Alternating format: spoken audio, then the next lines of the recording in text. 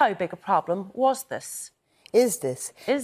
Well, I mean, your Vox Pop there was talking about the waste and throwing it away, but it's actually a one-off use of resources that the world doesn't have. I mean, the material that goes into making the cup, because it's paper lined, I mean, somebody said it's only cardboard.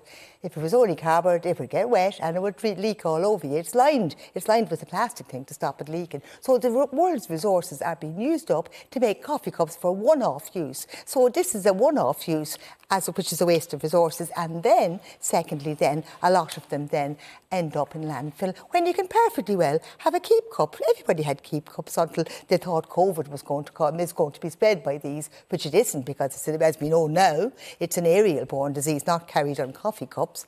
And people complained about plastic bags, they complained about other things, and they were quickly learned. They learned to bring their coffee cups with them. So you welcome it? Pardon? You welcome it? Yes, of course I do. I mean, anything that stops the waste of resources and the amount of litter thrown away. And the better bit of the bill is actually the bit where the closed-circuit cameras are going to be allowed to use to catch the people who throw away their rubbish into the ditches. So, good all round, and the quicker it comes in, the better. Ruth, will you be buying your keep cup? I will, and I have one, but I do think that, you know, I don't have a real issue with this because people have somewhat of a choice, but it's quite frivolous and it's quite marginal in the context of everything that needs to be done. Why do you say that?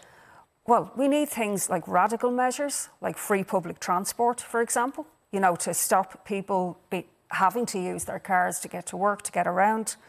We need fossil fuels being tackled. So, you know, we need the big measures. We've got 10 years, we've been told, to tackle climate change. So single-use plastics is a much bigger and more effective thing, for example, than taxing, the coffee cups. What about the idea that every little helps?